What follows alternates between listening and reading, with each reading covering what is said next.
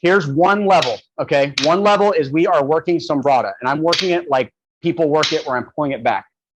I'm going to stack the concept of Sombrata with the concept of angles. Now it looks like this.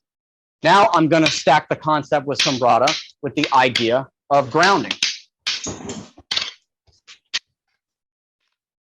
See how now until he can, now it looks normal, but we have 3 stacks deep of Sombrata. Now I'm going to add in ghost hand, which is elliptical motions in between point A to point B, stacking to a level of 4. I'm going to add in 5 because I'm going to use punt on Jockman. I'm adding in the footwork for the pulls to disrupt his mechanics while I'm adding in everything else. Woo. So yeah, do you see how, but see, all I'm doing is taking a single point of reference. I put one thing on top, another thing on top, another thing on top. For Ray, he uses a stick because it allows him to stack to a level of 5 at a time. He's doing 5 things at once at any given time. In isolation, those things are simple. But once you have one, you stack another, stack another, stack another, right? If he goes to a blade, he can only stack to a factor of 3 because the character of the weapon, the geometry of the weapon, only allows for so much. But a stick is universal because it has no character. And as such, you can stack to a deeper level. That's some serious black magic shit. It's not magic, it's science. I gotta get a shirt that says FCS science, bitch, or something like that. Yeah. Science, bitch. It's like, but if you can see it like that, you're only going to be limited to the complexity of your personal skill set, your reading comprehension, so to speak. So if your comprehension's awesome, you can stack very completely, but start with stacking 2 concepts. Do a thing, Sombrata. Okay, without breaking Sombrata, now add in Sunkets.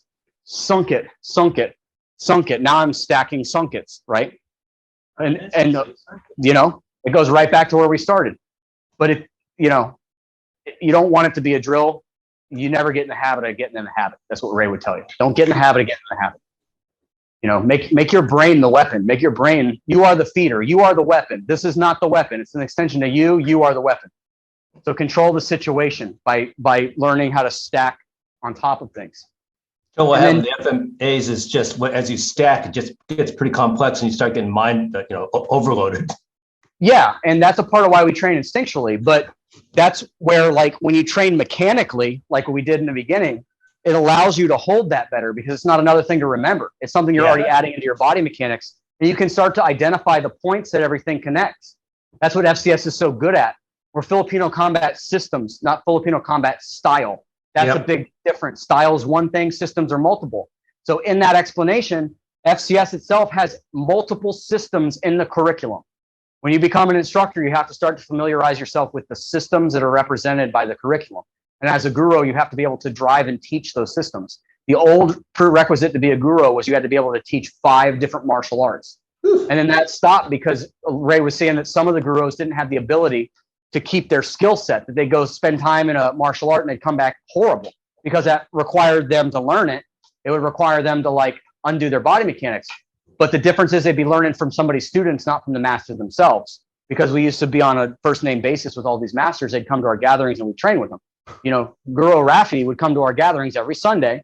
And then we would spend a day doing Tulisan and we'd be like, oh, okay, this goes in there, that goes in there. And when guys did their Sagitas, you'd see all kinds of Tulisan coming out because that's part of the Spadadaga curriculum, because they were driving the system because they knew the master and they knew the history, you know, and they actually held rank in the system because they knew the master. So that's kind of how the build out is. So for you guys now, it just becomes about finding that line of curriculum and stacking that line. You know what I mean? Like trying to build it in complexity, but also make it simple mechanically. That's why I structure my classes now like the German guys. Mechanics, you know, technique, then application. And for me, application is sparring, but, you know, or complete true free flow. And that's how I structure it so that I can take a mechanic from, you know, cradle to grave in the sense that, like, we did the mechanic today, we did the thing, we did a flow drill. So it kind of got, you know, in movement, and then I put a piece of headgear on and then I'm like, okay, get it on me 3 times, and he can get it on me 3 times. I don't expect it to be perfect, I expect them to make the transition into it if I'm doing a medium energy.